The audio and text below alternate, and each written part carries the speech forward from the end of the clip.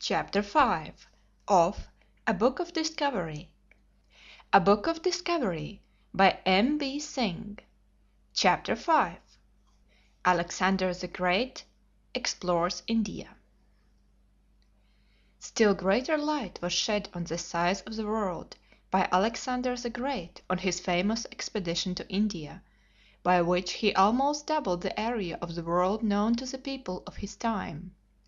It was just 60 years after Xenophon had made his way right across Asia to the shores of Black Sea, when Alexander resolved to break, if possible, the power of the Persians. The great Persian Empire extended from the shores of the Mediterranean right away to the east, far beyond the knowledge of the Greeks. Indeed, their knowledge of the interior of Asia was very imperfect, and Alexander's expedition was rather that of an explorer than that of the conqueror. How he overthrew the Persians and subdued an area as large as Europe in the space of 12 years reads like a romance rather than fact, and it is not for us to tell the story in detail. Rather let us take up the story after Alexander had fought and conquered the Persians twice, besieged Tyre, taken the Phoenician fleet, occupied Egypt, marched across the desert and crossed the Euphrates, passed over the plain and followed the Tigris to near Nineveh, where he crossed that river too, fought another famous battle over the Persians, which decided the fate of king and monarchy, and opened to him the capitals of Babylon and Susa, wherein the immense treasures of the Persian Empire were stored. King of all Asia, he sat on the throne of the Persian kings, under a golden canopy in the palace of Persepolis.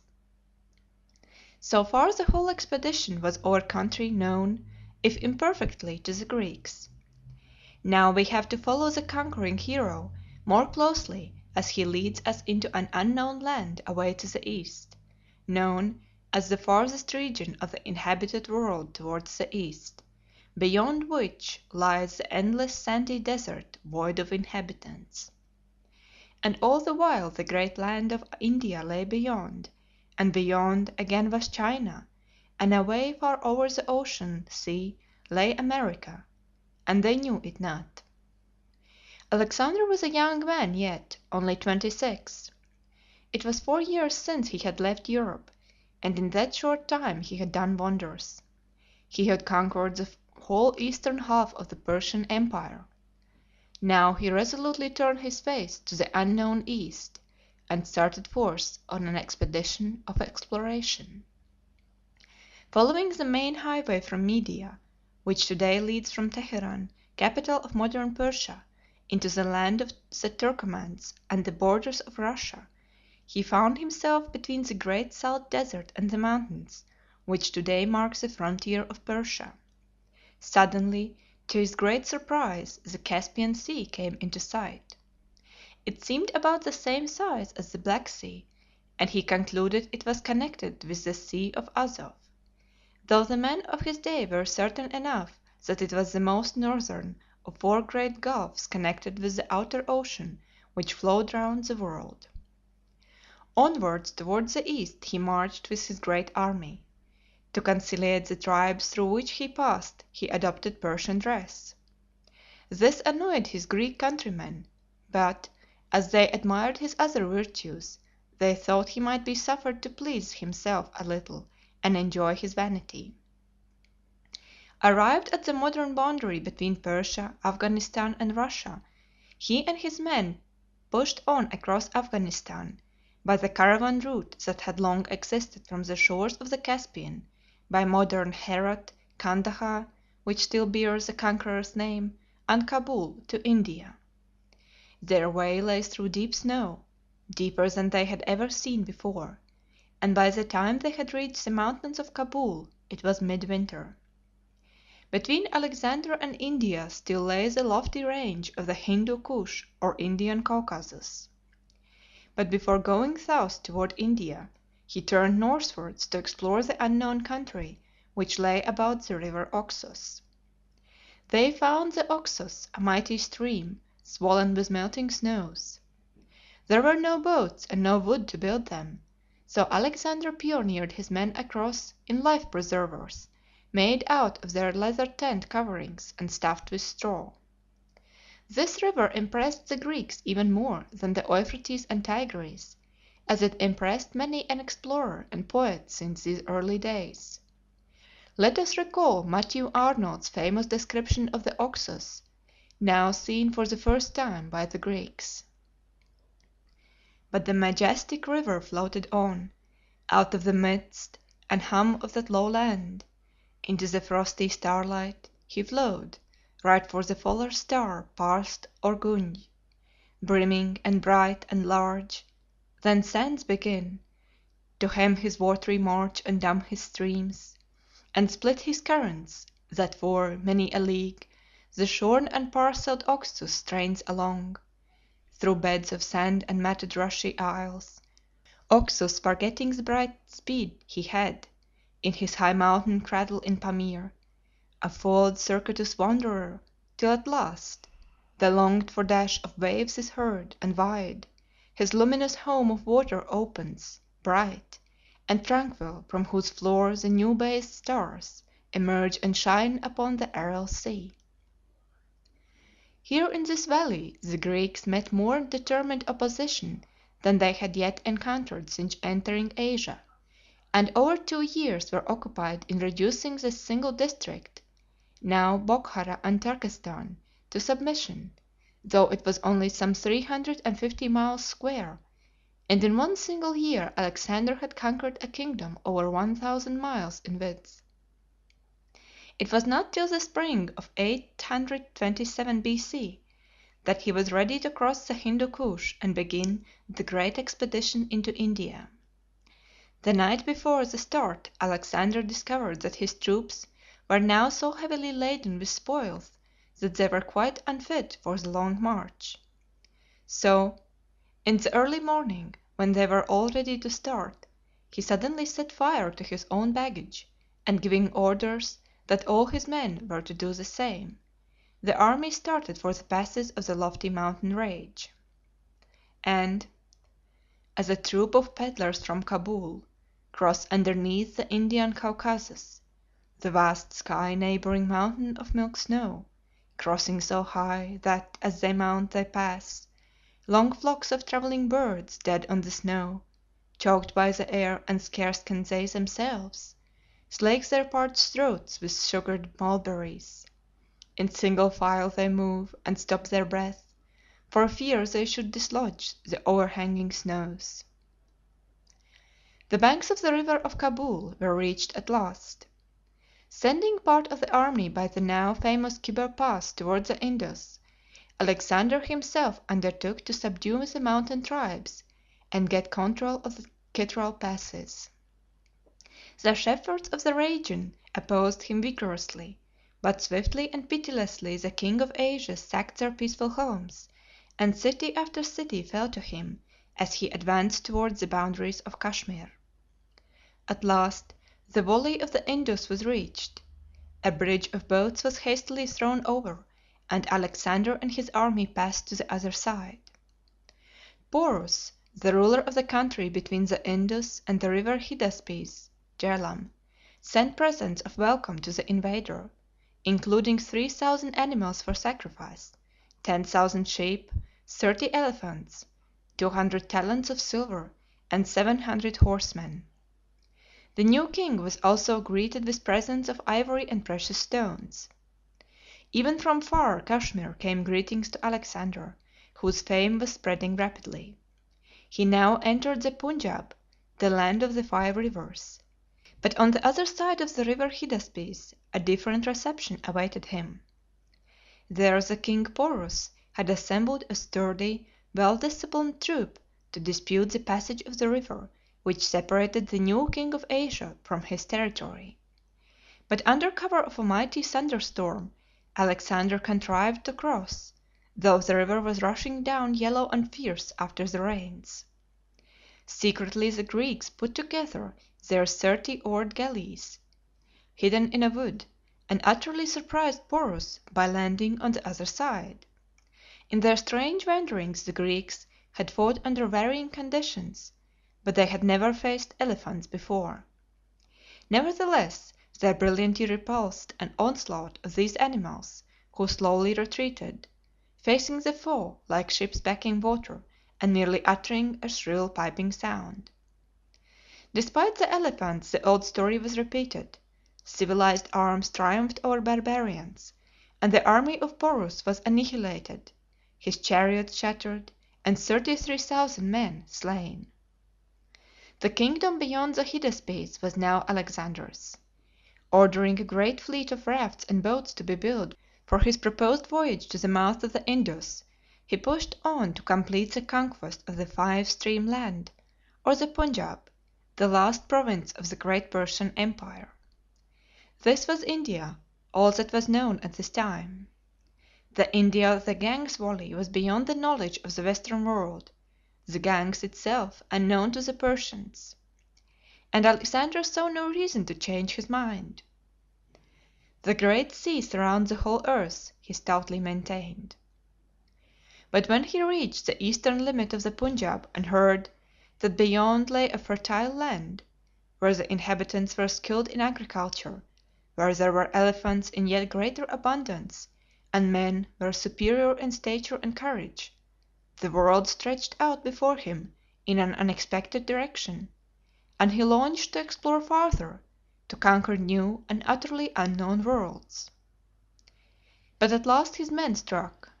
They were weary, some were wounded, some were ill. 70 days of incessant rain had taken the heart out of them. "I am not ignorant, soldiers," said Alexander to the hesitating troops, "that during the last few days the natives of this country have been spreading all sorts of rumors to work upon your fears. The Persians in this way sought to terrify you with the gates of Cilicia, with the plains of Mesopotamia, with the Tigris and Euphrates, and yet this river you crossed by a ford, and that by means of a bridge. By my troth, we had long ago fled from Asia could fables have been able to scare us.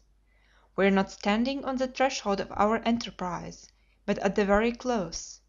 We have already reached the sunrise and the ocean, and unless your sloth and cowardice prevent, we shall thence return in triumph to our native land, having conquered the earth to its remotest bounds. I beseech you that ye desert not your king just at the very moment when he is approaching the limits of the inhabited world." But the soldiers, with their heads bent earthwards, stood in silence. It was not that they would not follow him beyond the sunset. They could not. Their tears began to flow, sobs reached the ears of Alexander. His anger turned to pity, and he wept with his men. "O sir," at last cried one of his men, "we have done and suffered up to the full measure of the capacity of mortal nature. We have traversed seas and lands, and know them better than do the inhabitants themselves. We are standing now almost on the earth's utmost verge, and yet you are preparing to go in quest of an India unknown even to the Indians themselves. You would fain root out, from their hidden recesses and dens, a race of men that herd with snakes and wild beasts, so that you may traverse as a conqueror more regions than the sun surveys. But while your courage will be ever growing, our vigor is fast waning to its end. See how bloodless be our bodies, pierced with how many wounds and gashed with how many scars. Our weapons are blunt, our armor worn out. We have been driven to assume the Persian dress. Which of us has a horse? We have conquered all the world, but are ourselves destitute of all things." The conqueror was at last conquered. The order to turn back was reluctantly given by the disappointed king and leader. It was received with shouts of joy from the mixed multitudes of his followers, and the expedition faced for home. Back they marched through the new lands where no less than 2,000 cities had owned his sway, till they came to the banks of the river where the ships were building. 2,000 boats were ready, including 80 30-oared galleys. It was now September 326 B.C. Nearchus from Crete, was made admiral of the new fleet, which at dawn one October morning pushed out upon the river Hydaspes and set sail downstream towards the unknown sea, Alexander standing proudly on the prow of the royal galley. The trumpets rang out, the oars moved, and the strange argosy, such as had never been seen before in these parts, made its way down the unknown river to the unknown sea. Natives swarmed to the banks of the river to wonder at the strange sight, marveling specially to see horses as passengers on board. The greater part of the army followed the ships on land, marching along the shores. At last the waters of the Hydaspes mingled with those of the Indus, and onwards down this great river floated the Persian fleet. Alexander had no pilots, no local knowledge of the country, but with his unquenchable ambition to see the ocean and reach the boundaries of the world, he sailed on, ignorant of everything on the way they had to pass. In vain they asked the natives assembled on the banks how far distant was the sea. They had never heard of the sea. At last they found a tide mixing its salt waters with the fresh. Soon a flood tide burst upon them, forcing back the current of the river and scattering the fleet. The sailors of the Mediterranean knew nothing of the rise and fall of tides. They were in a state of panic and consternation. Some tried to push off their ships with long poles, others tried to row against the incoming tide. Prows were dashed against poops, oars were broken, sterns were bumped, until at last the sea had flowed over all the level land near the river mouth. Suddenly a new danger appeared. The tide turned and the sea began to recede. Further misfortunes now befell the ships. Many were left high and dry. Most of them were damaged in some way or another. Alexander sent horsemen to the seashore with instructions to watch for the return of the tide and to ride back in haste so that the fleet might be prepared. Thus they got safely out to sea on the next high tide. Alexander's explorations were now at the end. Leaving Nearchus to explore the seacoast at the mouth of the Indus, he left the spot near where the town of Hyderabad now stands, and turned his face toward the home he was never to reach. We must not linger over his terrible coast journey through the scorching desert of Beloochistan, the billows of sand, the glare of the barren sea, the awful thirst, the long hungry marches of 40 miles a day under the burning eastern sun. Our story is one of discovery, and we must turn to Nearchus, admiral of the fleet, left behind at the mouth of the Indus to explore the coast of the Persian Gulf, where he was to meet Alexander if possible. Shortly after the fleet had emerged from the mouth of the Indus, a violent southwest monsoon began to blow and Nearchus was obliged to seek shelter in a harbor which he called the port of Alexander, but which today is known as Karachi, the most western seaport of India. The waters of the Indian Ocean were quite unknown to the Greeks, and they could only coast along in sight of land, anchoring at different points for the men to land and get water and food. Past the wild barren shores of Beloochistan they made their way. The natives subsisted on fish entirely even as they do today, even their huts being made of fish bones and their bread of pounded fish.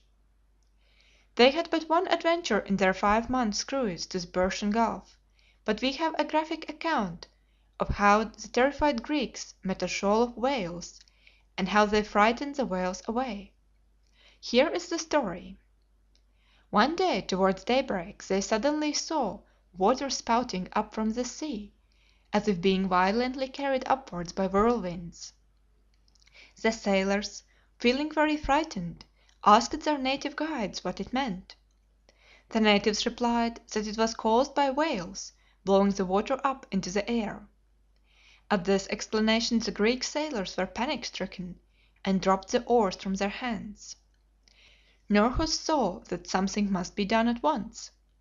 So he bade the men draw up their ships in line as if for battle and row forward side by side towards the whales, shouting and splashing with their oars. At a given signal they duly advanced, and when they came near the sea monsters, they shouted with all their might, and blew their trumpets, and made all possible noise with their oars. On hearing which, says the old story, the whales took fright and plunged into the depth, but not long after came to the surface again close to the sterns of the vessels, and once more spouted great jets of water. Then the sailors shouted aloud at their happy and unlooked for escape, and Nerchus was cheered as the savior of the fleet. It is not uncommon to day for steamers bound from Aden to Bombay to encounter what is called a shoal of whales, similar to those which alarmed the fleet of Nerchus in the year 323 B.C. The expedition was completely successful, and Nerchus pioneered his fleet to the mouth of the Euphrates.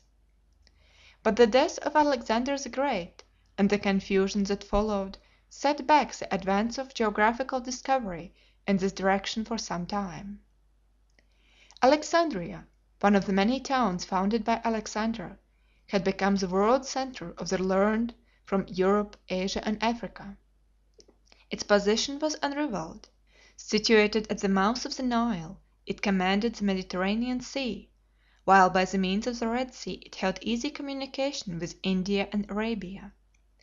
When Egypt had come under the sway of Alexander, he had made one of his generals ruler over that country, and men of intellect collected there to study and to write.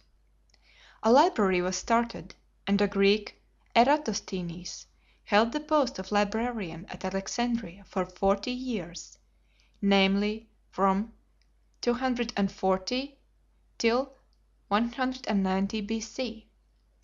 During this period he made a collection of all the travels and books of earth description, the first the world had ever known, and stored them in the great library of which he must have felt so justly proud. But Eratosthenes did more than this. He was the originator of scientific geography. He realized that no maps could be properly laid down till something was known of the size and shape of the earth. By this time all men of science had ceased to believe that the world was flat; they thought of it as a perfect round, but fixed at the center in space. Many had guessed at the size of the earth. Some said it was 40,000 miles round. But Eratosthenes was not content with guessing. He studied the length of the shadow thrown by the sun at Alexandria, and compared it with that thrown by the sun at Syene, near the first cataract of the Nile, some 500 miles distant, and, as he thought, in the same longitude. The differences in the length of these two shadows he calculated would represent 1/50th of the circumference of the earth, which would accordingly be 20,000 miles.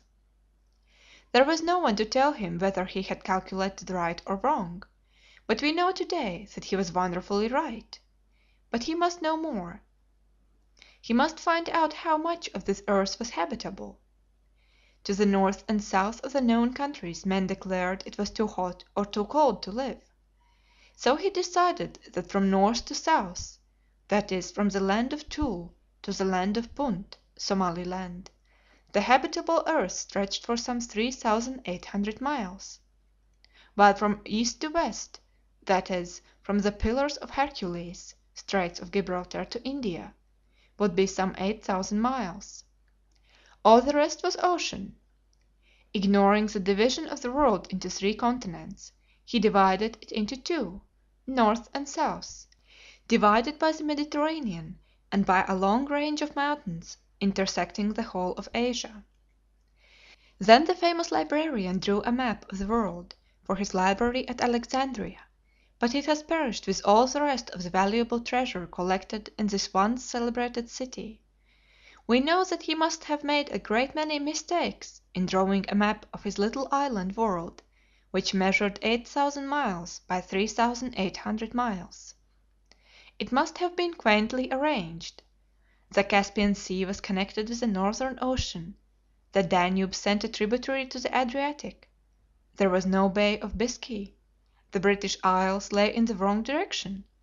Africa was not half its right size. The ganges flowed into the Eastern Ocean. Ceylon was a huge island stretching east and west, while across the whole of Asia a mountain chain stretched in one long unbroken line. And yet, with all his errors, he was nearer the truth than men 3 centuries later. CHAPTER VI.